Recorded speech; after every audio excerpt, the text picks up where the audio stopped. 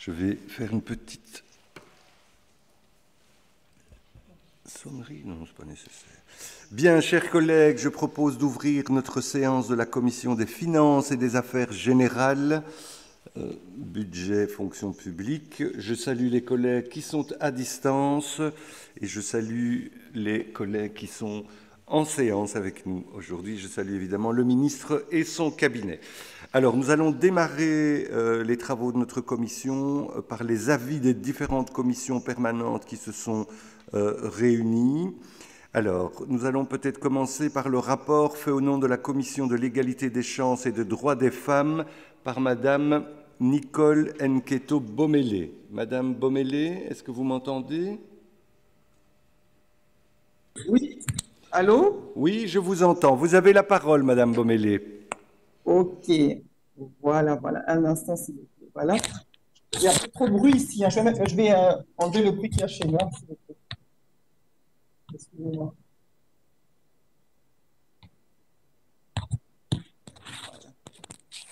Voilà, merci.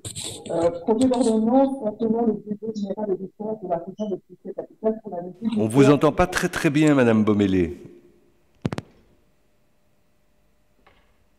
Vous m'entendez mieux comme ça? Oui, comme ça, c'est bien mieux. Ok, merci beaucoup. Budget d'ordonnance contenant le budget général des dépenses de la région de Bruxelles-Capitale pour l'année budgétaire 2021, NA 267/1 2020-2021. L'égalité des chances verra son budget augmenter de 1 200 000 euros, 1 200 000 euros, soit une augmentation de plus de 50%. Pour 2022, des moyens supplémentaires ont été obtenus afin d'encore augmenter le budget par rapport à l'initial 2020. Nous passerons donc de 2 145 000 euros en 2020 à 4 145 000 euros en 2022. 500 000 euros ont permis de soutenir 45 nouveaux projets répondant concrètement aux situations de violence et d'inégalité vécues par les femmes durant le Covid-19. 3 instances de coordination et d'action conjointes pour lutter efficacement contre les violences intrafamiliales ont été mises sur pied. D'abord, la Task Force Violence intra-bruxelloise qui a rassemblé les administrations, les cabinets et le monde associatif bruxellois. Ensuite, la Task Force intra-francophone. Finalement, nous disposons d'un outil de coordination nationale inédit, la conférence interministérielle droits des femmes. L'action de la CIM a permis de renforcer les lignes d'écoute qui ont vu leur appel triplé et ainsi de débloquer des solutions en termes d'hébergement d'urgence, de communiquer les numéros d'urgence de façon coordonnée dans une campagne de sensibilisation. Parallèlement à cela, la mise en place du plan régional de lutte contre les violences envers les femmes a pu être concrétisée. Il est composé de 156 mesures. Le plan est le fruit d'un important travail de consultation avec les acteurs de terrain. Pour ce qui concerne la monoparentalité, excusez-moi. En ce qui concerne la monoparentalité, je me suis un peu perdue ici. Excusez-moi, 2 minutes. Voilà. Voilà, excusez-moi. Ce qui concerne la monoparentalité, excusez-moi, Madame Benamou travaille avec les ministres Claire Failly, Marron et Tract sur un plan bruxellois qui concernera spécifiquement ce public. Le plan est programmé pour le printemps 2021 et un budget de 200 000 euros est prévu pour son déploiement en 2021. Mais déjà, un premier outil a été lancé début novembre, le site Parents Solo Bruxelles, financé par l'égalité des chances pour un montant de 32 000 euros. Il répertorie les différents services et aides disponibles et accessibles pour les Bruxelloises et Bruxellois en situation de monoparentalité. La cellule d'égalité de chances de Bruxelles, pouvoirs locaux, a alloué 80 000 euros via un appel à projet axé sur cette thématique aux communes qui se sont montrées désireuses de travailler sur la monoparentalité. En plus de ce montant de 54 000 euros, soit sont en cours d'engagement auprès des communes pour ce qui concerne des projets relatifs à l'ensemble, attendez, c'est petit, je sais vraiment, à l'ensemble des thématiques de l'égalité des chances. L'évaluation du plan bruxellois de lutte contre le racisme 2019-2020 a été effectuée. Il s'agit là d'une phase préalable à la rédaction du futur plan 2021-2024. Nous participons également via le comité de pilotage aux assises bruxelloises du racisme, initié par le Parlement. et un marché public de 145 000 € a été lancé pour permettre de rassembler, coordonner et renforcer les dispositifs législatifs de lutte contre les discriminations. C'est ce que nous appelons le Code unique, qui avait été annoncé comme l'un des chantiers importants de cette législation dans notre DPR. En ce qui concerne les personnes LGBTQT+, le projet pilote de monitoring des plaintes avec l'association de Rainbow House ayant présenté des résultats intéressants, une convention annuelle a été prise pour que l'expérience se poursuive en 2021. Dans un autre registre, 157 000 € sont dévolus à l'élaboration d'une campagne de sensibilisation à la promotion des droits des personnes en situation de handicap et du handy streaming en collaboration avec le Conseil bruxellois des personnes handicapées, figure parmi nos partenaires privilégiés. Tout comme l'an dernier, nous comptons également parmi nos partenaires privilégiés l'Institut pour l'égalité entre les femmes et les hommes, soutenu de manière structurelle à hauteur de 57 000 € pour être le relais des personnes discriminées sur base de leur sexe. UNIA est soutenu à hauteur de 54 000 € et en charge le monitoring des 18 autres critères de discrimination établis par la loi. Le Conseil bruxellois de l'égalité entre les femmes et les hommes, dont l'expertise et l'ancrage régional, est soutenu à hauteur de 25 000 €. Pour l'année 2021, nous souhaitons plus que jamais être à l'écoute des revendications et des besoins du secteur. Nos priorités s'inscrivent dans la continuité des ambitions annoncées. Mettre les moyens pour opérationnaliser le plan bruxellois contre les violences faites aux femmes, concrétiser la coordination et le renforcement des aides aux familles monoparentales, lutter contre le racisme via un plan d'action ambitieux, sensibiliser aux questions du hand streaming et de manière générale travailler à une société plus égalitaire, solidaire et juste. Le gouvernement souhaite mener un travail axé sur l'urbanisme et la remise en question de l'aménagement des espaces publics. Le changement de nom du tunnel Léopold II durant la première phase de concertation des Bruxellois, sollicitant les habitants à proposer des noms de femmes, a conduit plus de 2500 habitants à se prononcer. La seconde phase visera à déterminer une courte liste de 10 noms et de la proposer au vote des Bruxellois. Au niveau de l'exigence et de refuge, le gouvernement projette d'acquérir 2 bâtiments pour un montant de 5 millions € dédiés à 2 centres d'hébergement, l'un pour les victimes de violences, l'autre pour les jeunes LGBTQ+, rejetés par leurs familles et leurs proches. Pour ce qui concerne le musée, 2 réunions ont déjà eu lieu avec l'ensemble des acteurs pluridisciplinaires qui ont une expérience ou un intérêt marqué pour la mise en place d'un musée lié aux migrations. Le budget sera prévu pour désigner un assemblée. C'est-à-dire quelqu'un qui pourra opérationnaliser ce projet avec l'ensemble des acteurs. Avec cette note de genre, la volonté du gouvernement était d'analyser 20% des allocations de base dans le budget d'un organisme ou d'une administration pour 2021, avec pour objectif d'arriver à 100% d'analyse d'ici la fin de la législature. Comme vous avez pu le constater, ces chiffres n'ont pas été atteints. Ces constats peuvent cependant s'expliquer de la manière suivante. Certains organismes ont effectué cette analyse pour la première fois. Le niveau de formation des agents en analyse de genre et au gender budgeting est variable dans les différentes administrations et OIP. Ces constats nous amènent donc à redéfinir des priorités pour les prochaines notes de genre. Il est nécessaire qu'Equal offre des formations et un accompagnement aux coordinateurs et aux correspondants genre, comme toutes les analyses genrées n'ont en effet pas été réalisées. Il serait plus intéressant de miser sur la qualité des analyses et non sur la quantité. La commission émet par 10 voix contre 3 et 2 abstentions un avis favorable à la commission des finances pour ce qui concerne la mission 5. Pour le reste, je vous demande à vous référer au rapport écrit. Je vous remercie. Merci Madame Bomélé pour cet excellent rapport. Je cède à présent la parole à Madame Nadia El Yousfi pour son rapport fait au nom de la commission du logement. Merci, Monsieur le Président. Chers collègues, je vous présente l'analyse et le vote qui a eu lieu le 19 novembre en commission de la mission 25 qui concerne logement et habitat, présenté par le ministre Pascal Smet au nom de la secrétaire d'État, Madame Benham. Il a rappelé l'importance de la politique du logement pour ce gouvernement, qui en a constitué une de ses principales priorités, et l'impact de la crise sanitaire qui a freiné la réalisation de certains projets en matière de construction et de rénovation. Sans oublier le contexte budgétaire de notre région qui n'est pas facile. Ce qui a quand même décidé le gouvernement de maintenir et même d'augmenter certains budgets octroyés au logement. En effet, l'ensemble des crédits de liquidation sont en augmentation de plus de 137 millions depuis le début de la législature pour atteindre plus de 573 millions.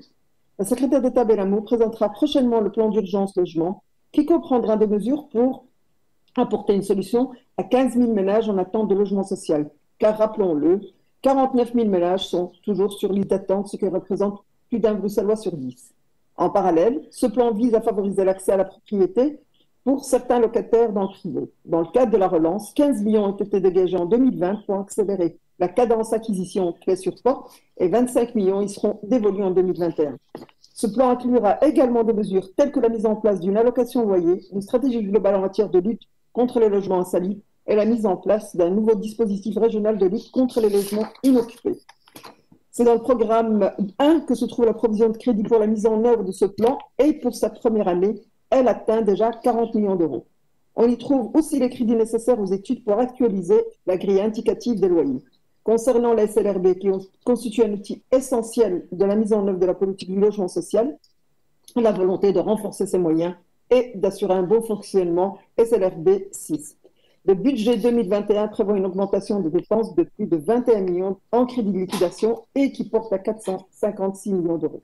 Dans le budget de la SLRB, les crédits relatifs au plan de cohésion sociale sont bien maintenus, voire globalement renforcés. Leur objectif est de renforcer et de développer des politiques d'action sociale visant à améliorer la qualité de vie des locataires. Le quatrième volet concerne la concrétisation du plan régional de logement et de l'habitat. C'est plus de 17 millions pour le plan régional et 57 millions pour l'Alliance Habitat à l'initiale 2021. Quant à la politique de rénovation du parc des logements sociaux, les crédits ont été prévus pour la clôture des plans quadriennaux précédents pour un montant de 44 millions. Au sujet du fonds du logement, ce dernier a octroyé 839 prêts en 2019 et ambitionne d'en accorder 940 en 2021. 1 600 000 sont prévus en 2021, diminution sensible qui s'explique par la faiblesse des taux sur les marchés. Début janvier 2021, une refonte du système de l'allocation au loyer sera présentée et 12 millions sont prévus à l'initiale 2021. Quant aux AIS, une augmentation de 4 millions pour atteindre 23,5 millions en crédit de liquidation pour 2021. Alors, dans le cadre de la discussion générale, le groupe MR souligne le fait que les logements sortis de terre sont loin d'atteindre les chiffres annoncés et qu'aucun changement de paradigme n'est visible dans la note d'orientation. Le groupe MR marque son scepticisme quant aux conclusions et la teneur des recommandations, mais se dit favorable à la poursuite de la stratégie d'acquisition-rénovation et restera attentif sur les dossiers en lien avec les AIS et les allocations loyers. Le groupe NVA souligne la raison centrale, l'appauvrissement des Bruxellois. Il souligne également les chiffres jugés trop bas comparés à la demande de logement.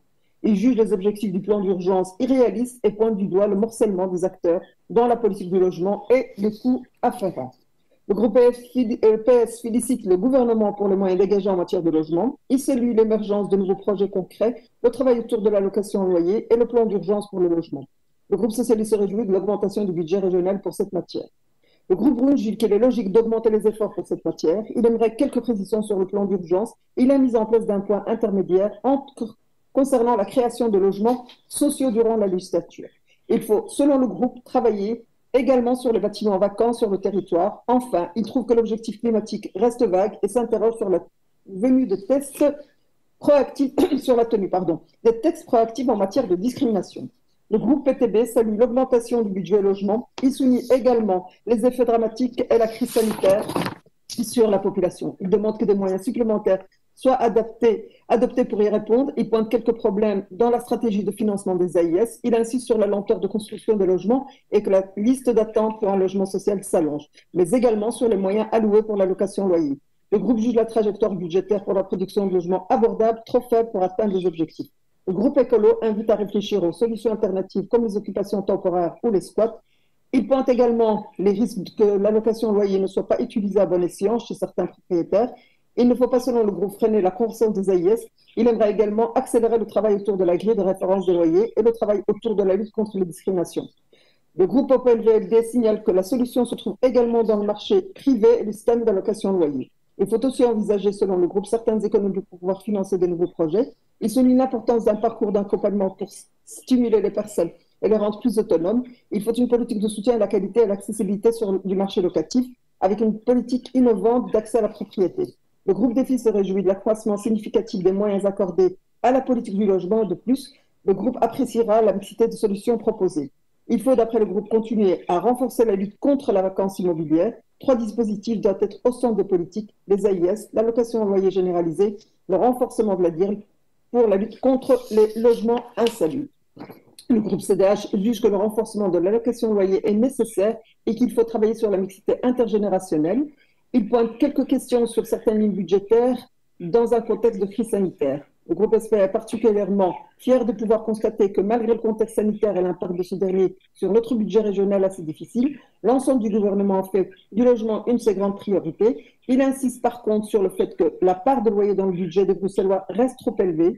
De plus, le groupe juge qu'il faut accélérer la construction et la rénovation des logements. Le groupe Agora souligne que malgré l'augmentation, cela reste une partie modeste du budget total de la région. Moins de 9% sont consacrés au logement, alors que c'est le principal levier pour accéder à une vie décente et saine. Il s'interroge également sur la concrétisation du plan d'urgence pour le logement social. Il pose aussi certaines questions sur la régulation du marché locatif, les publics précarisés, les logements inoccupés et les rénovations. Quant au vote, pour cette mission 25, la Commission a émis un avis favorable par 9 voix contre 5 et une abstention. Je vous remercie pour votre attention. Merci Madame Eliousfi. Alors, le rapport Madame Nagy s'en réfère à son rapport écrit pour la Commission du développement territorial. Monsieur Tali s'en réfère à son rapport écrit pour la Commission des affaires intérieures. Je signale simplement que le lien qui vous a été envoyé relatif au rapport de la Commission des affaires intérieures est erroné. Un corrigendum du lien a été envoyé et il sera évidemment intégré. Alors, nous passons à présent au rapport fait au nom de la Commission des affaires économiques et de l'emploi. Je pense que c'est Madame de Radiguez et ou Madame Zamouri. Vous avez la parole, oui. Madame de Radiguez. D'accord. Et donc, moi, je vais m'occuper du rapport qui seront pour de la commission qui a eu lieu le 25 novembre, où nous avons examiné les missions 3, programme 3, 29, programme 7, 12, sauf agriculture, et 14. Alors, dans mon compte-rendu, je vais reprendre juste les éléments qui ont fait discussion pour chacune de ces missions. Donc, je ne vais pas reprendre ce que soit Rudy Vervoort a présenté, soit Madame Tract. Alors, pour la mission 3, qui est initiative communale du gouvernement de la région Bruxelles-Capitale, programme 3, donc stratégie 2030. Alors là, le point de discussion était autour du plan cigogne, c'est-à-dire qu'il y a chaque année une question de pourquoi ça se retrouve à cet endroit-là. Et aussi, en fait, le point s'intitule stratégie 2025, mais heureusement, l'année prochaine, ce sera changé et adapté dans les budgets, ce sera 2030. Bref, il y a eu assez peu de discussions dans la mesure où cette stratégie a été mise à l'arrêt en 2020 et va redémarrer en 2021. Alors, les votes sur cette mission 3, la commission émet par 8 voix contre, 6, un avis favorable à la commission des finances pour ce qui concerne la mission 3, programme 3. Pour la mission 29, tourisme, relations extérieures et promotion de l'image de la région de Bruxelles-Capitale, programme 7. Tourisme, c'est les AB qui concernent surtout Screen Bruxelles. Alors là, il y a Madame Barzin s'interroge sur la stratégie de financement des films pour l'année 2021 et 2022 et elle se demande par ailleurs si la neutralité du point de vue des genres évoquée par le ministre-président implique que les femmes et les hommes sont représentés à part égale parmi les réalisateurs. Alors, Monsieur Thémis rappelle que la déclaration de politique régionale annonce un renfort du soutien à Screen Bruxelles afin de garantir un effet structurant pour l'industrie créative et du secteur audiovisuel. Donc, renfort qui a bien sûr eu lieu à hauteur de 1 million d'euros.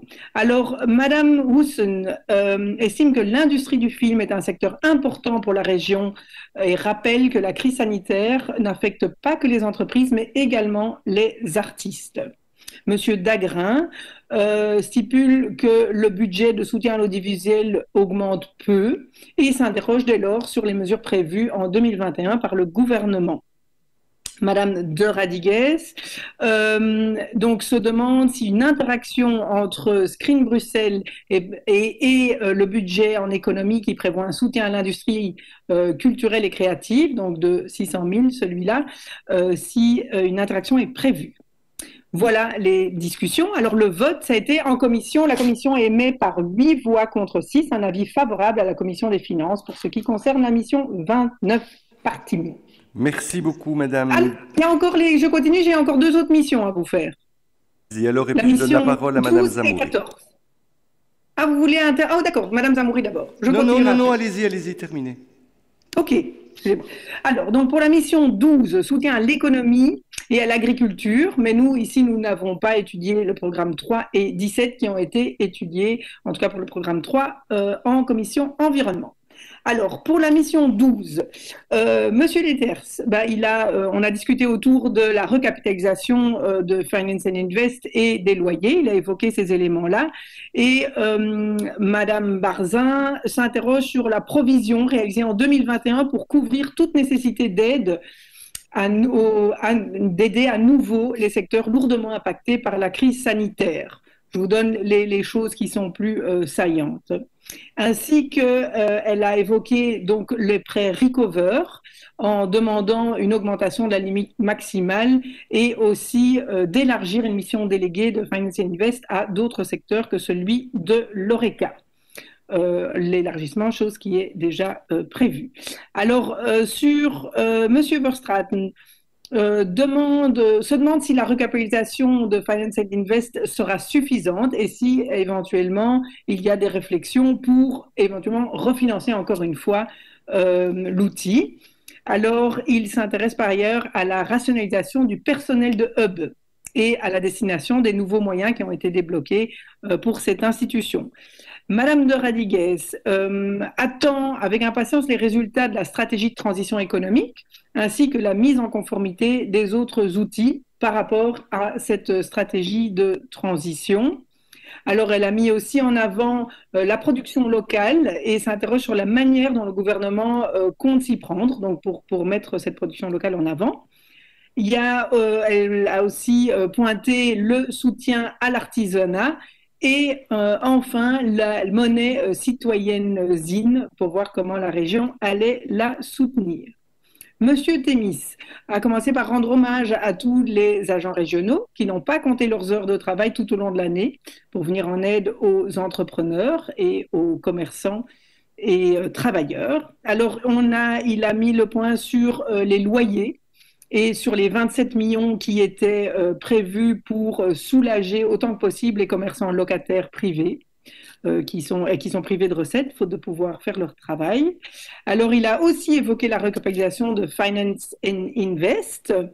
Il a aussi évoqué l'ancienne ordonnance EXPA pour voir si toutes les entreprises qui étaient dans les conditions pourront bénéficier des subsides prévus. Alors, et enfin, la DPR se montre également très ambitieuse au sujet de la création de centres d'entrepreneuriat social et de l'économie sociale innovante, en partenariat avec les communes volontaires. Et donc là, il voulait voir comment on allait avancer là-dessus. Madame Roussen a mis l'accent sur 2 éléments spécifiquement, sur le pré-proxy et l'entrepreneuriat féminin. Monsieur Dagrin, en conclusion, estime que les mesures prises par le gouvernement sont insuffisantes pour sauver les indépendants et ne s'appuient pas sur les épaules les plus larges. Monsieur Vossart a estimé que bien que les moyens budgétaires sont limités, que la région de Bruxelles-Capitale a pu continuer à répondre aux préoccupations et besoins des acteurs économiques dans un délai raisonnable. Et il met l'accent aussi sur l'économie circulaire, dont le mouvement est en marche. Il a aussi évoqué qu'il pense que Finance and Invest Brussels devrait être mieux connu des citoyens lambda pour que tout le monde sache on peut y faire recours. Il a aussi mentionné la digitalisation des commerces et le lancement de l'appel à projet dans se demande et se demande comment ça va s'organiser. Madame Lefranc, observe qu'un budget de 10 millions d'euros est prévu pour le lancement du fonds de transition économique et elle se demande en quoi est-ce que ça diffère des autres mesures. Elle se demande s'il y a des alternatives en cours, en cours de réflexion pour contrer les effets pervers du moratoire sur les faillites. Elle a aussi évoqué le programme Women in Business en ne voyant pas les AB qui le financent et se demandant comment il sera supporté. Et enfin, elle a évoqué la transition numérique qui leur est chère. Voilà, alors pour cette mission, la commission émet par 8 voix contre 6 un avis favorable à la commission des finances pour ce qui concerne la mission 12. J'ai oublié de vous dire que dans la présentation, la secrétaire d'État Barbara Track pour la mission 12 a aussi évoqué et présenté l'ajustement budgétaire 2020, étant donné qu'il y avait vraiment des très gros impacts, bien que ce n'était pas nécessairement l'objet de la commission, ils ont été évoqués parce que la discussion, évidemment, était logiquement liée. Alors, pour la mission 14, soutien à la recherche scientifique. Là, M.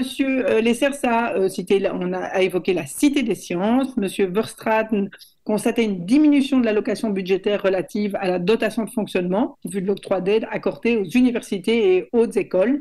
Il se demandait à quoi c'était lié. C'était lié à une fluctuation de contrat. M. Thémis a évoqué divers points, dont l'European Digital Innovation Hub, pour avoir plus de précision. Alors, Mme Houssen salue le soutien continu en faveur de l'intelligence artificielle. Elle a évoqué aussi d'autres éléments. Monsieur Dagrin constate enfin une volonté de collaboration avec 7 pays européens et se demande s'il existe une collaboration en matière scientifique avec la Flandre et la Wallonie. Il a plutôt parlé de collaboration et de concurrence. Barbara de Radigues constate que cette augmentation de budget, donc il y a une augmentation de budget pour la recherche et développement, est simultanée au lancement du nouveau plan régional pour l'innovation et qui doit définir. Donc, elle se demande aussi comment seront réorientés les outils et les soutiens au service de la transition. Et elle a évoqué aussi les projets de sensibilisation aux sciences. Alors, Madame Lefranc constate qu'avec un budget de 2,1% du PIB, Bruxelles ne respecte pas les ambitions européennes en la matière et se demande ce qui serait mis en place pour combler ce retard. Elle se demande aussi si le report de l'ouverture du centre d'excellence eu égard à la crise sanitaire a engendré des surcoûts. Et enfin, M. Vossart a évoqué, quant à lui, entre autres choses, les chèques sciences. Voilà pour les éléments principaux de la discussion. Et le vote, la commission émet par 8 voix contre 6 un avis favorable à la commission des finances pour ce qui concerne la mission 14. Voilà mon rapport, Monsieur le Président. Pour le reste, je vous renvoie au rapport écrit, bien entendu. Merci, Madame de Radigues. Mevrouw Zamouri. Ja, dank u wel, meneer de voorzitter. Hoort u mij goed, meneer de voorzitter? Ja, heel goed. Oké, zeer goed. Ik ga kort een verslag geven over opdracht 7 en 16. Voor opdracht 16 ga ik verwijzen naar het verslag. En opdracht 7 ga ik zo dadelijk weergeven, meneer de voorzitter. Dus bij de bespreking van de begroting 2021 wees minister Claire Failly op het belang van digitalisering. En erkent dat de huidige crisis dit deed versnellen, de trend deed versnellen. Nu, volgens de minister moeten we dus dringend een versnelling hoger schakelen en ervoor zorgen dat ons gewest en de diensten die ze aanbiedt aan Brusselaars mee op deze digitale trein springen. Het budget in opdracht 7 zal dus stijgen met ongeveer 8,3 miljoen euro in 2021 ten opzichte van de initiële begroting in 2020. Nu, onmiddellijk daarop heeft de MR-fractie looft het voluntarisme van de minister en polst naar de informatisering van de ziekenhuissector, specifiek, die geen financiering krijgt, en dit te midden van een gezondheidscrisis. Collega Verstraeten van de N-VA-fractie is verheugd over de wens om op gewestelijk niveau een identiek IT-systeem te gebruiken om de kosten te verlagen, maar willen ook weten waarom er geen gevolg is gegeven aan de opmerkingen van het Rekenhof. De minister heeft geantwoord dat het budget eenmaal opgenomen was in opdracht 3 en 2 maal in opdracht 7. En dat er dus werd beslist om alles in opdracht 3 te groeperen. Le groupe du PS a mis l'accent sur la fracture numérique. Monsieur Saïd, tout comme Madame de Rey et Lefranc, a posé quelques questions sur les espaces publics numériques en néerlandais d'or et qui sont devenus d'autant plus importants en région bruxelloise. Madame Houssen est satisfaite par l'augmentation du budget sur le plan multimédia, mais demande en même temps plus d'explications sur ce sujet. Le PTB note ensuite l'augmentation des coûts de la consultance et M. Dagrin se demande si les conseillers externes ne vont pas finalement prendre la place du ministre. C'était rigolo. Le ministre souligne qu'il peut être bénéfique de travailler de cette manière et que de plus, elle est limitée à des missions de courte durée et n'est pas structurelle. Madame de Rey du groupe Écolo a interrogé le ministre sur la répartition par sexe et le projet de pollution numérique, qui pourrait être mieux reflété dans le budget. Le ministre Claire Failly a déclaré qu'en ce qui concerne la question du genre, une attention particulière est accordée dans le plan d'appropriation numérique et fait que les femmes peuvent être touchées par la fracture numérique. De SPA One Brussels fractie vindt de poging om tot een volledige harmonisatie van de gewestelijke platformen te komen zeer positief, maar wil graag weten welke gewestelijke structuren zich nog bij deze inspanningen tot harmonisatie zal aansluiten. De heer De Beukelaar daarentegen betreurt dat de digitale soberheid niet wordt aangekaart door de minister en vraagt meneer De Beukelaar zich ook af hoe de rationalisering van de instrumenten en hoe de resultaten over de digitale soberheid uitgevoerd gaat worden in de studie in de begroting van 2021 op zijn opgenomen. Nu, als antwoord op de vraag over deze digitale soberheid zei de minister dat er een audit, Green It, is, die door het CIBG gelanceerd werd met als doel de milieukosten gelieerd aan de digitalisering te verminderen. Nu, wat de studie betreft is er een begroting van 2,2 miljoen euro uitgetrokken. Ten slotte heeft de MR-fractie, de N-VA-fractie, de PS-fractie, Ecolo en mijn eigen Open VLD-fractie en de SPA One Brussels-fractie vragen gesteld in het kader van digitalisering op de scholen, van het multimediaplan tot het uitdelen van laptops. En de minister antwoordde dat de bestrijding van de digitale kloof op de scholen een bijzonder belangrijke uitdaging is. Nieuwe en gereviseerde computers zullen aangekocht worden, werden ook aangekocht, en de verdeelsleutel tussen Nederlandstalige en Franstalige scholen zal gebeuren volgens de gewoonlijke gebruikelijke sleutel 80-20. Voor 20% aan Nederlandstaligen is het een enveloppe die gegeven wordt en 80% is op een andere manier verlopen. Omdat de gemeenschappen ook anders werken. Voilà, voor een gedetailleerde opsomming, meneer de voorzitter, van de artikelsgewijze bespreking verwijs ik naar het verslag. De commissie heeft hier 9 stemmen uitgebracht tegen 5. 1 onthouding, een gunstig advies. En zij hebben dus een gunstig advies uitgebracht bij de commissie voor financiën wat betreft opdracht 7. En voor opdracht 16 verwijs ik dus graag naar het verslag, meneer de voorzitter. En ik zal misschien enkel, je vais juste vous donner les résultats du vote pour opdracht 16. Voilà, dus daar de commissie brengt met 9 stemmen tegen 6 ook een gunstig advies uit aan de commissie voor financiën, voor wat opdracht 16 betreft, meneer de voorzitter. En daarmee sluit ik mijn tussenkomst af. Dank u, mevrouw Zamouri, voor uw verslag. Alors, nous passons à présent au rapport fait au nom de la Commission de l'Environnement et de l'Énergie. Monsieur Casier et Madame Teitelbaum s'en réfèrent à leur rapport écrit. Et j'en ai oublié un. Non, Monsieur Tali, c'était fait. Et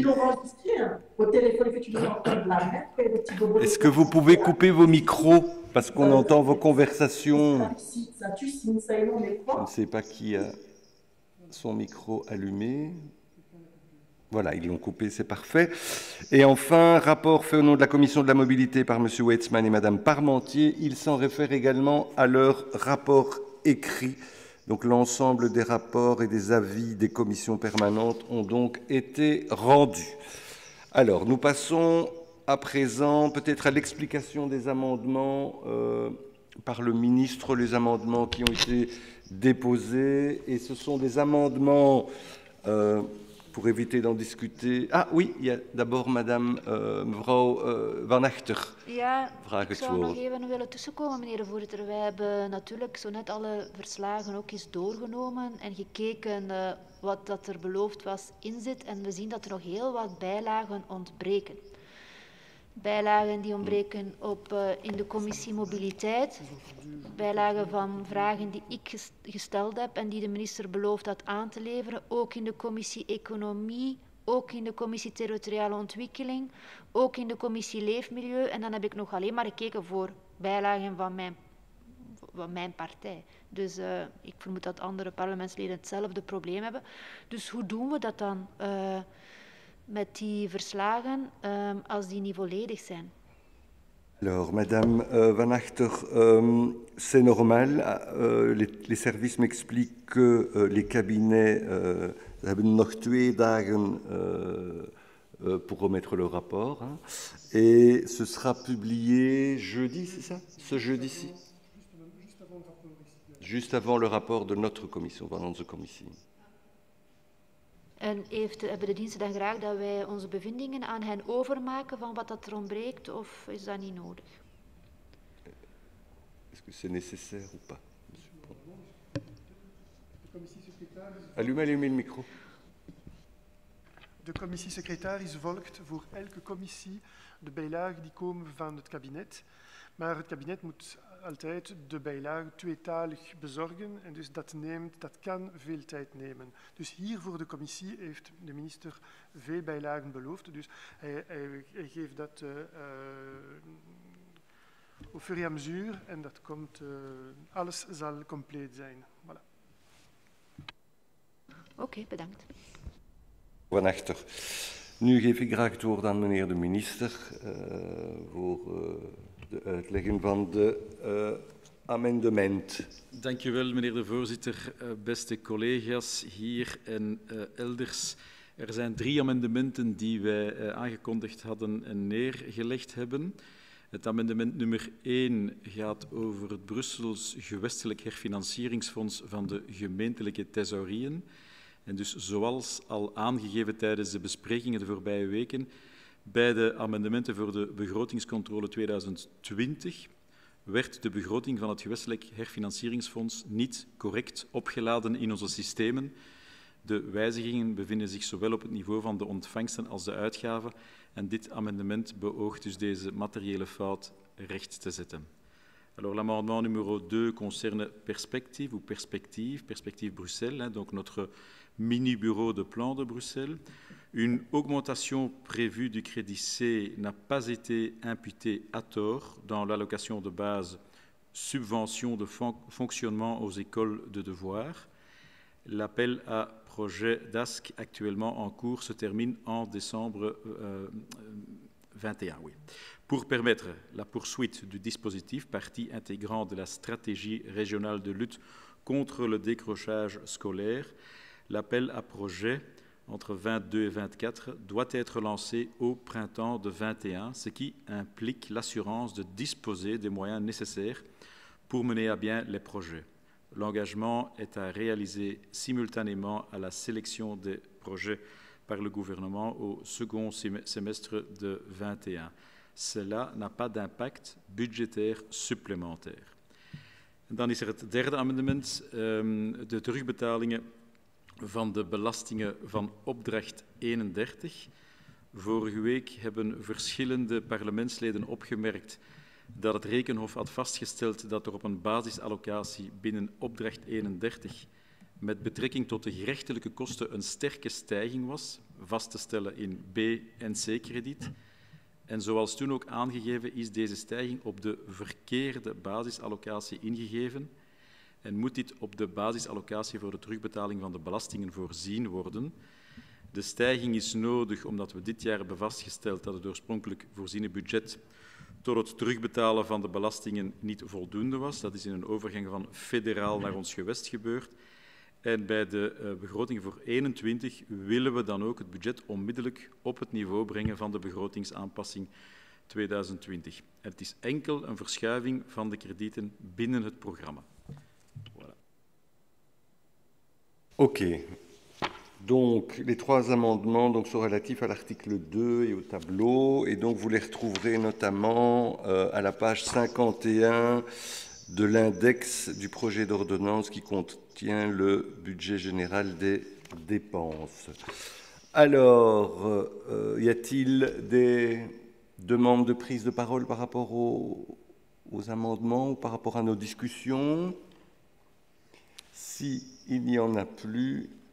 Monsieur le Président. Oui, Madame Bertrand, je vous en prie. Oui, voilà. Je voudrais prendre la parole pour dire que je ne prendrai pas la parole parce que nous avons reçu tant les amendements que d'ailleurs les rapports des différentes commissions tellement tard.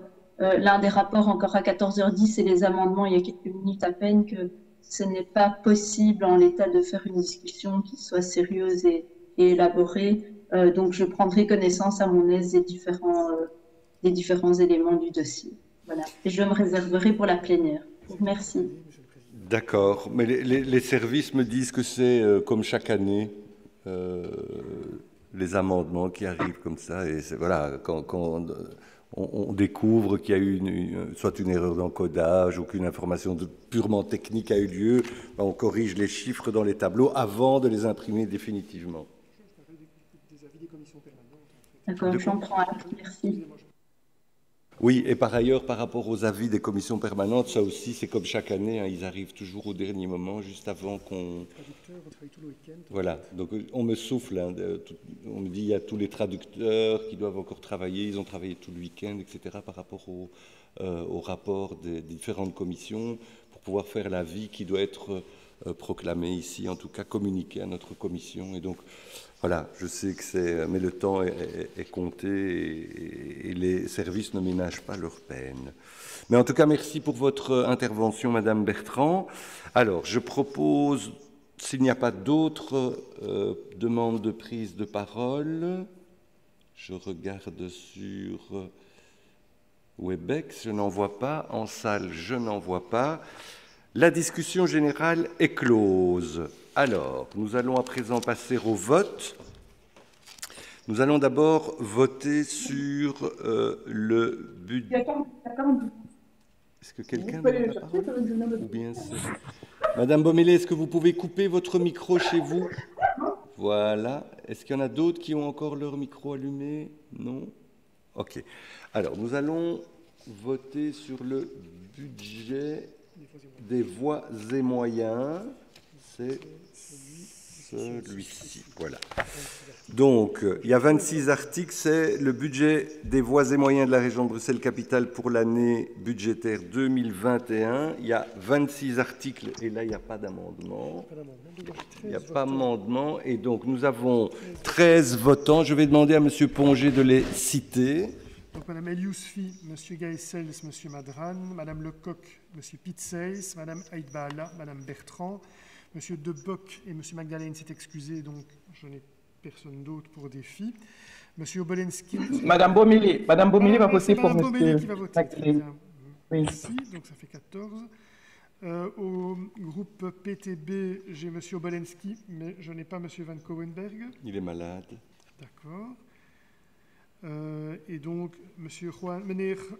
de Beukelaar pour le CDH, et alors meneer Benjumea Moreno, mevrouw Van Achter en de heer Guy van Engel.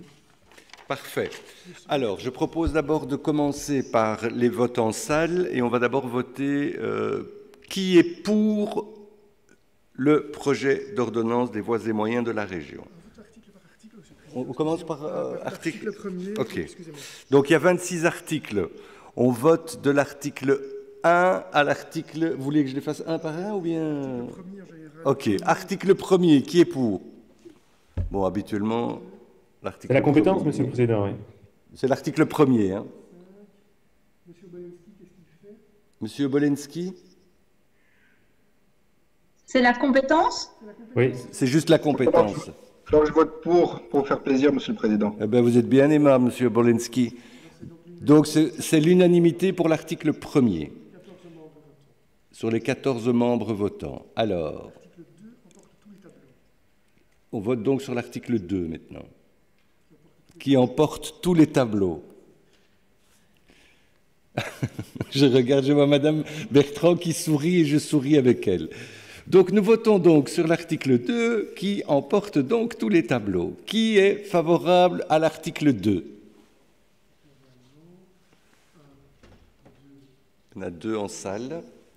Alors, qui est favorable à distance? Je vois Monsieur Debock, je vois Monsieur Van Engel, je vois Monsieur Geisels, je vois Madame Lecoq, Madame Eliusfi, Madame Bomélé, Madame Zamouri également.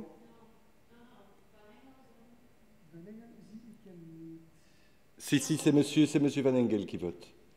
Oui. Vous avez raison. Alors, qui vote contre en salle?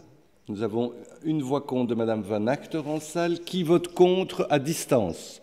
Je vois Monsieur de Beuquelard, je vois Madame Bertrand, je vois Madame Aït-Bala et je vois Monsieur Obolensky.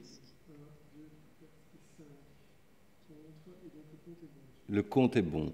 Alors maintenant, on va passer de l'article 3 à 26.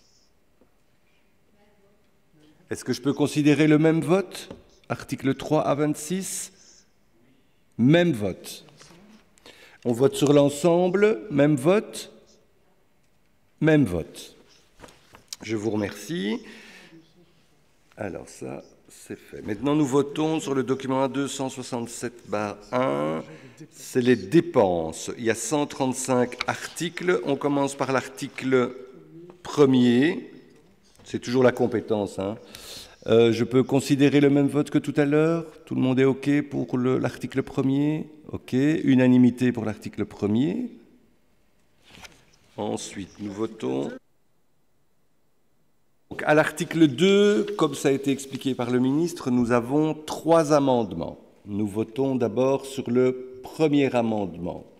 Qui est favorable au premier amendement en salle? J'en vois 2 en salle. Qui est favorable à distance? Alors, je vois Monsieur Debock, Monsieur Van Engel, Monsieur Benjoumea, je vois Monsieur Geisels, Madame Lecoq, Madame Eliusfi et Madame Bomélé-Nketo. D'accord? Qui vote contre en salle? Madame Van Acter vote contre. Et à distance, qui vote contre? Alors, j'ai Madame Bertrand qui vote contre, j'ai Madame Aït-Bala, Monsieur de Beuquelard et Monsieur Obolensky. Ça va, le compte est bon? Le compte est bon. Alors, l'amendement numéro 2, je peux considérer le même vote? Même vote. L'amendement numéro 3, peut considérer le même vote? Même vote. On vote donc maintenant sur l'article 2 tel qu'amendé. Même vote? OK. Même vote pour l'article 2.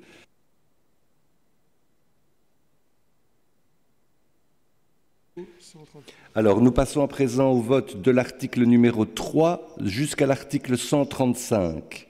Est-ce que je peux considérer le même vote? D'accord. Même vote. Je vous remercie. Nous votons maintenant sur l'ensemble. Je peux considérer le même vote aussi? Même vote. Je vous remercie. Nous passons à présent au vote contenant le projet de règlement contenant le budget des voies et moyens de l'agglomération de Bruxelles pour l'année 2021. Il y a 4 articles. L'article 1er, c'est de nouveau la compétence. On peut considérer unanimité comme pour le précédent? OK. Et puis, nous votons sur l'article 2, 3, 4. Je considère le même vote que le reste? Je vous remercie. Même vote. Et sur l'ensemble, même vote? Même vote. Je vous remercie. Nous passons à présent au projet de règlement contenant le budget général des dépenses de l'agglo pour l'année 21. L'article 1er, on considère le même vote, unanimité, parfait. Ensuite, nous votons de l'article 2 à l'article 5. C'est le même vote que le précédent. Enfin, pas que l'article 1er, que les autres votes des règlements.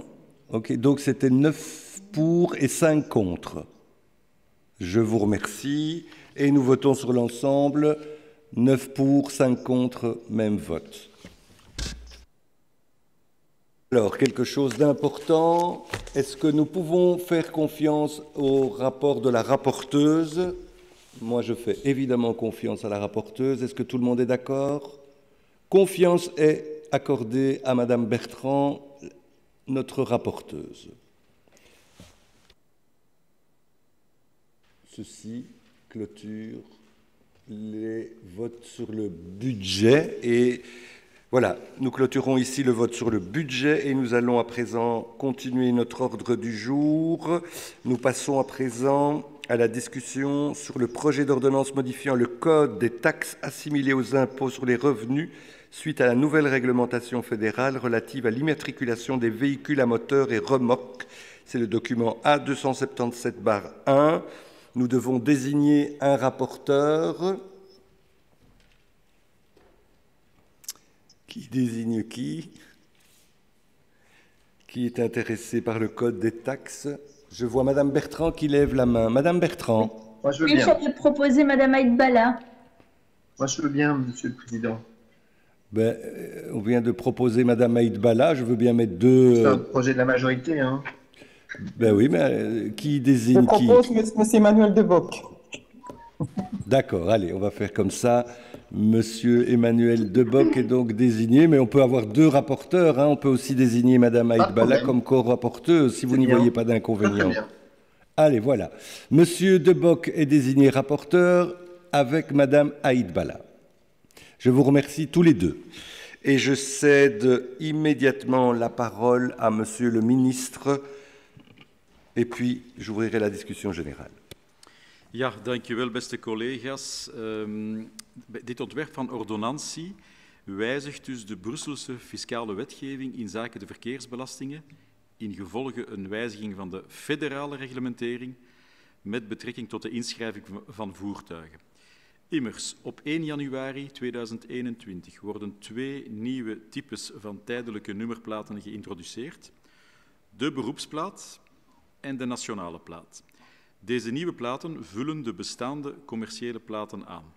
Dat zijn dus, zoals u waarschijnlijk weet, de typische garageplaten met een witte achtergrond en een mosgroene lettercijfercombinatie.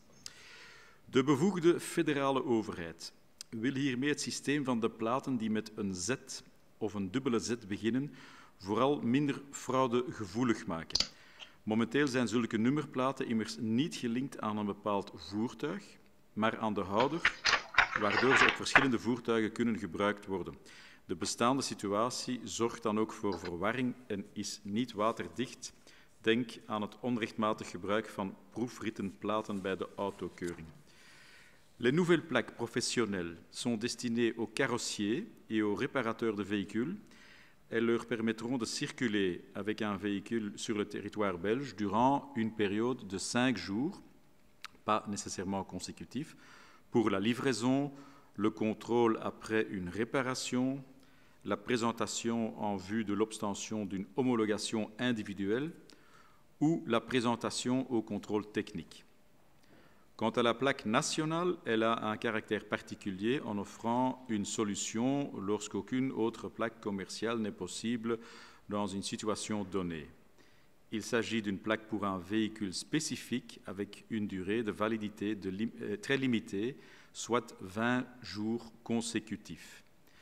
Le projet d'ordonnance qui vous est soumis aujourd'hui modifie le code des taxes assimilées aux impôts sur les revenus afin que les véhicules munis d'une plaque professionnelle et les véhicules munis d'une plaque nationale soient exonérés de la taxe de circulation annuelle et de la taxe de mise en circulation, comme c'est déjà le cas aujourd'hui pour les plaques d'essai et les plaques marchands. Brupartner n'a formulé aucune remarque quant au présent projet d'ordonnance. Le Conseil d'État, dans son avis, a remarqué que selon un premier arrêté royal, les nouvelles plaques seraient d'application dès le 1er octobre 2020. Depuis l'arrêté royal du 12 octobre 2020, confirme que l'entrée en vigueur est bien reportée au 1er janvier 2021, comme prévu dans le texte qui vous est soumis. Verder werd op advies van de Raad van State een bepaling ingeschreven die stelt dat belastingplichtigen met leasingactiviteiten zijn bij gebrek aan samenwerkingsakkoord met de andere gewesten buiten het toepassingsgebied van de voorliggende tekst vallen. Noteer dat leasemaatschappijen in de praktijk weinig of geen gebruik maken van de betrokken nummerplaten. De budgettaire impact kan op dit ogenblik niet worden becijferd, omdat niet bekend is hoeveel van deze nieuwe platen effectief in circulatie zullen worden gebracht binnen het hoofdstedelijk gewest. Maar gelet op de strikte beperkingen op het gebruik van deze nieuwe platen zal de budgettaire impact van deze vrijstellingen zeer beperkt zijn. Je vous demande donc de bien vouloir approuver ce projet d'ordonnance. Merci. Merci, Monsieur le Ministre. Alors, la discussion générale est ouverte. Oui. Monsieur De Bock, en tant que rapporteur, comme Madame Aïdbala, d'ailleurs, vous avez un privilège de prise de parole avant les autres. Et je vois aussi Monsieur Geisels qui souhaite intervenir. Je vous remercie, Monsieur le Président. 3 remarques, en fait. 2 de forme et une de fond. Je commence par la dernière. En fait, dans l'avis du Conseil d'État, page 9, il y a une partie que vous avez citée d'ailleurs partiellement dans votre intervention orale qui provient donc de l'avis de la section de législation du Conseil d'État du 13 décembre 2013, je pense, non, du 27 février 2017, pardon, un avant-projet de décret portant modification du codex flamand. Et cet avis du Conseil d'État n'est pas traduit en fait. Donc il se retrouve 2 fois en néerlandais, page 9, si on pouvait peut-être le traduire. Donc c'est ma première remarque de forme. La deuxième remarque de forme, vous y avez fait allusion également, c'est le partenaire que j'aurais aimé peut-être qu'on joigne au rapport cet avis, puisqu'ils n'ont pas fait de remarque, mais je trouve que c'est intéressant pour l'ensemble des députés d'avoir cet avis. Et enfin, la remarque de fond, et qui ne va évidemment pas modifier notre approbation à la présente, au présent texte, au présent projet d'ordonnance. Je relève donc de l'avis du Conseil d'État que la région de Bruxelles-Capitale doit conclure un accord de coopération pour le règlement des questions relatives à l'exercice des compétences visées à l'article 4, paragraphe 3 de la loi spéciale du 16 janvier 89 relative au financement des comités des régions, dans les cas où le contribuable est une société, une entreprise publique autonome ou une association sans but lucratif à activité de leasing. Et l'on mentionne donc que l'article 4, paragraphe 3 de cette loi spéciale dispose que les régions sont compétentes pour modifier le taux d'imposition, la base d'imposition et les exonérations de la taxe de circulation sur les véhicules automobiles et de la taxe de mise en circulation. On en reparlera certainement dans le cadre de la taxe kilométrique lorsqu'elle viendra sur la table des parlementaires. Il est également prévu que, dans le cas, je cite, où le redevable de cet impôt est d'une société, une entreprise publique autonome ou une association sans but lucratif à activité de leasing, l'exercice de ses compétences est subordonné à la conclusion préalable d'un accord de coopération entre les 3 régions, au sens de l'article 92 bis, paragraphe 2 de la loi spéciale du 8 août 1980 de réforme institutionnelle. Donc ma question c'est, 1, est-ce que vous avez, puisqu'ici en l'occurrence on nous propose de faire l'exonération, et donc est-ce que vous avez malgré tout écrit à vos 2 collègues pour tenter d'avoir cet accord de coopération pour les voitures en l'occurrence concernées? Et si oui, enfin, j'imagine que la réponse est non, mais en tout cas, ce serait intéressant de nous dire pourquoi, comment et qu'est-ce qui bloque dans ce dossier pour qu'il y ait un accord de coopération. Et 2, le Conseil d'État avait mentionné que si l'auteur d'avant-projet entend maintenir ces dispositions, mieux vaut par souci de clarté exclure explicitement de leur champ d'application les contrats qui comptent effectivement les sociétés et autres associations sans but lucratif, entreprises publiques autonomes à activité de leasing, c'est ce que l'on fait en l'occurrence. On dit dans l'exposé motif qu'en réalité il y aura très peu d'impact puisqu'il n'y a que très peu de personnes concernées en l'occurrence. J'aurais quand même aimé avoir les chiffres. Donc je pense que c'est utile pour notre rapport d'avoir effectivement un peu plus de clarté sur le champ d'application. C'est important dans la mesure où le Conseil d'État mentionne que la section de législation relève que l'inapplication de ces modifications à la catégorie de contribuables précitée crée des différences de traitement que l'auteur de l'avant-projet doit être en mesure de justifier. Donc, il ne s'agit pas seulement de dire qu'il y a très peu d'impact parce qu'il y a très peu de personnes concernées.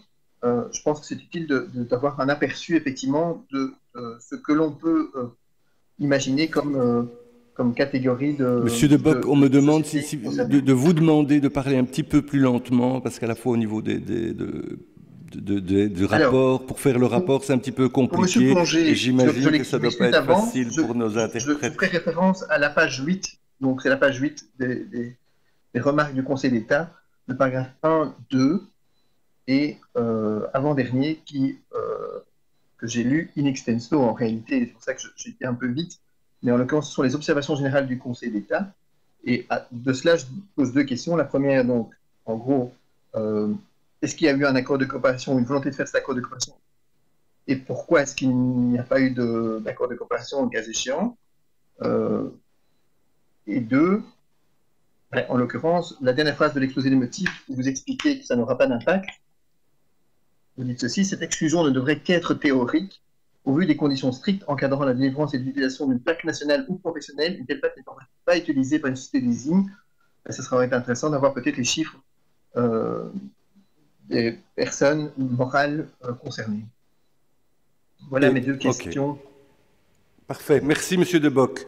Alors, je cède à présent la parole à Madame Aït Bala et puis Monsieur Geisels.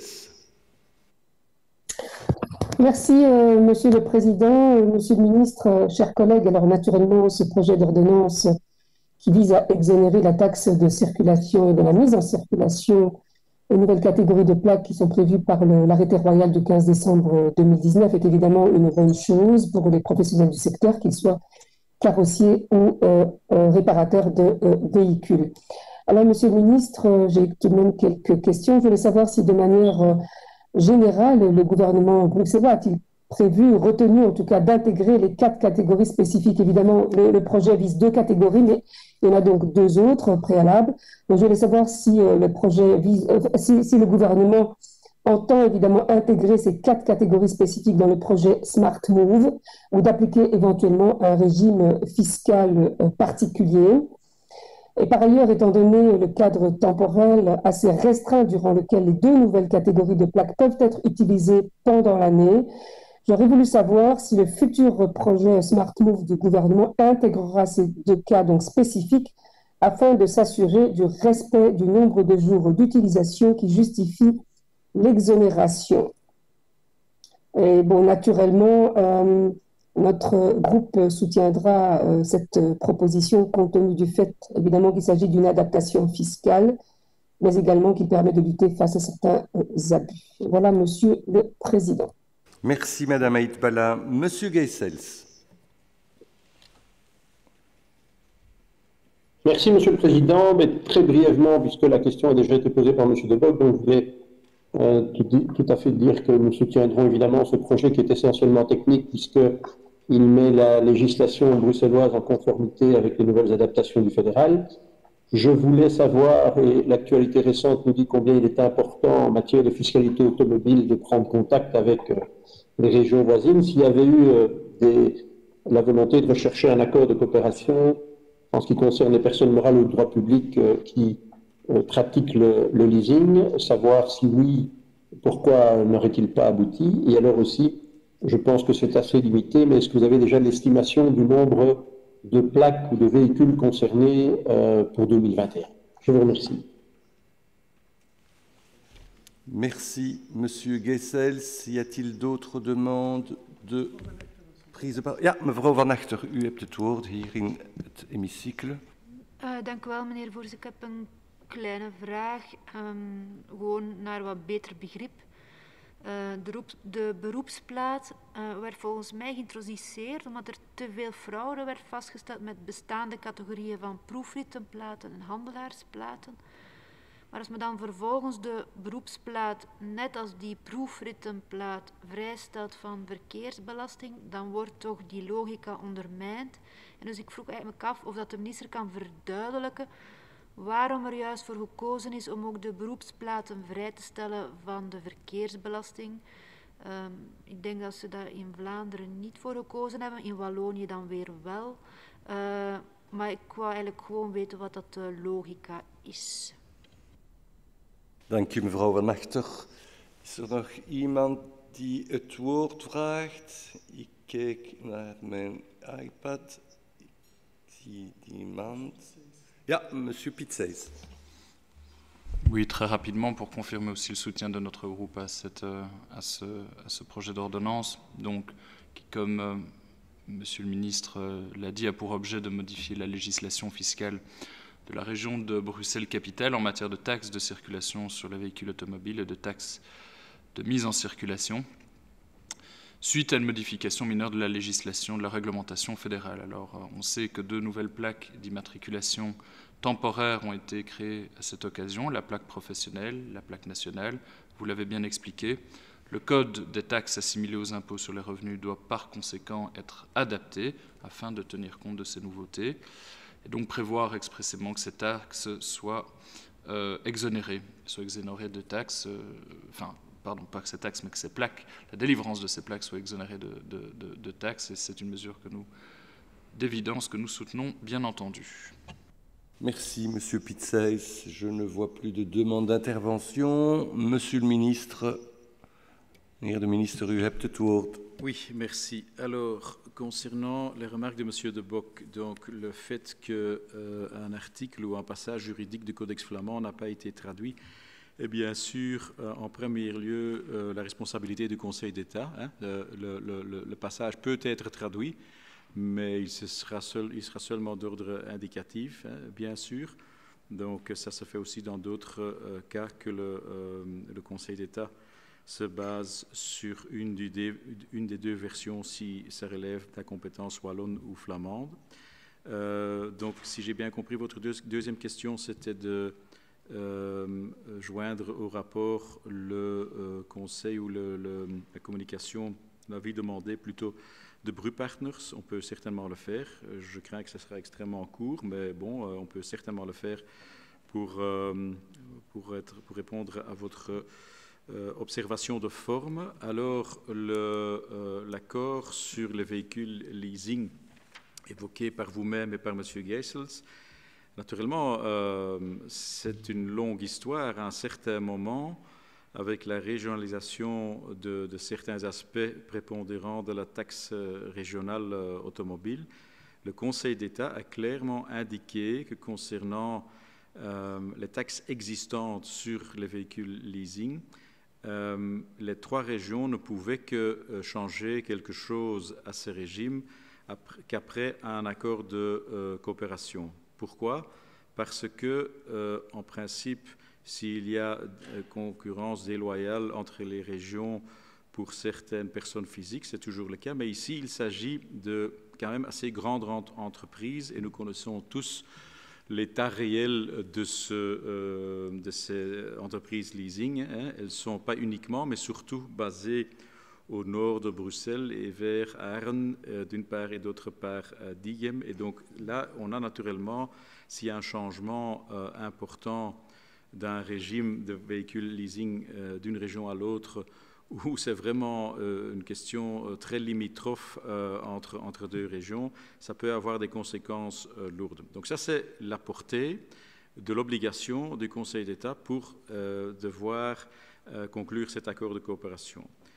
Bon, je pense que mon prédécesseur l'a essayé avec plusieurs collègues, même du même parti, que c'était Mme Turtelbaum, M. Tommelijn, je pense qu'il y a eu des contacts avant.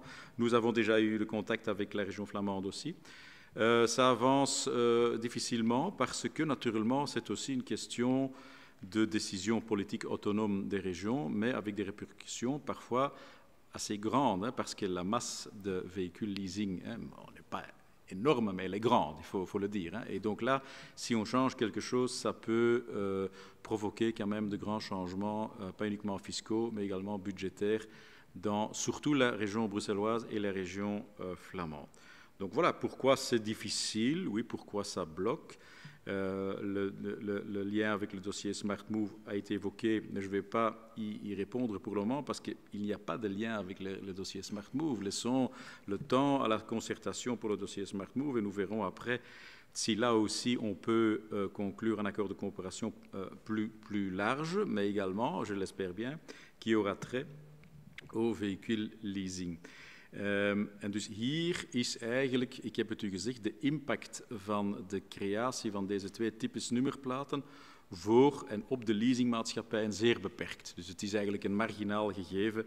En in die zin dank ik u voor de vragen over waarom een akkoord over leasingvoertuigen moeilijk te sluiten is. Maar de aanleiding is hier toch wel te dun. Ik kan u ook geen cijfers geven op dit ogenblik, omdat we natuurlijk nog niet weten hoeveel van deze nieuwe platen zullen gebruikt worden. Maar we weten vanuit het verleden van de bestaande speciale platen dat dat zeer, zeer beperkt is en dat dat dus toch wel veel eer een technisch gegeven is.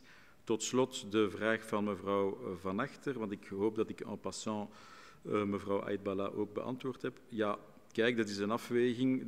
De fraudegevoeligheid die we tot nu toe hebben moeten vaststellen in het verleden over deze nummerplaten ging niet over de betaling van de belastingen daarop. Dat ging eerder over het feit of men die in goede omstandigheden gebruikt of niet. Dus dat is een heel andere fraudegevoeligheid dan een die fiscaal gelieerd is en waarbij het effect of men die nu onderhevig maakt aan de verkeersbelasting of niet, eigenlijk niet echt meespeelt.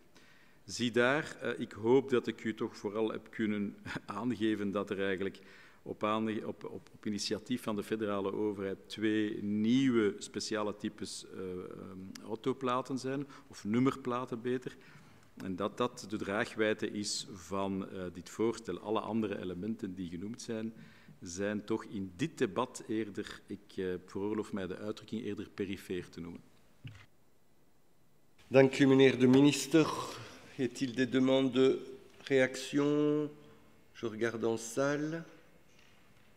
Je regarde à distance. Je ne vois pas. Bien. Je déclare la discussion générale close et nous allons passer à la discussion des articles.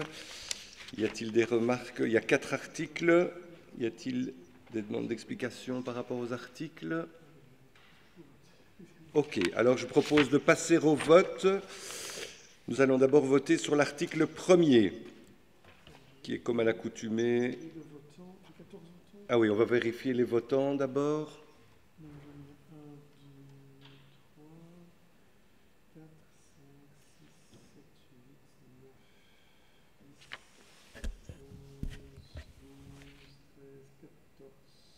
Il y a 14 votants. OK. Alors, nous passons à l'article 1er. Qui est pour? C'est toujours la compétence, un article 1er. OK. Je peux considérer l'unanimité? Parfait. Article 1er adopté à l'unanimité des 14 membres votants. L'article 2. En salle. Qui est pour? 2 en salle. Qui est pour à distance? Alors, je vois M. Geisels, M. de Beuquelard, M. Debock, M. Moreno, Mme Aidbala, Mme Bertrand, M. Van Engel, Mme Lecoq, Mme Eliusfi et Mme Bommelé. 12. Qui vote contre? Je vois M. Obolensky qui lève la main. OK. Qui s'abstient? Wij, meneer de voorzitter, maar ik geef wel aan dat dat nog naar plenaire kan veranderen naar een voor. Dus. OK. Merci pour la précision. Alors, article 3, même vote. Même vote. Article 4, même vote. Même vote. Vote sur l'ensemble, même vote. Je vous remercie. Confiance aux 2 rapporteurs, bien entendu. Je vous remercie également pour eux et je vous souhaite à toutes et à tous une excellente soirée et merci pour votre active participation. Bonne soirée.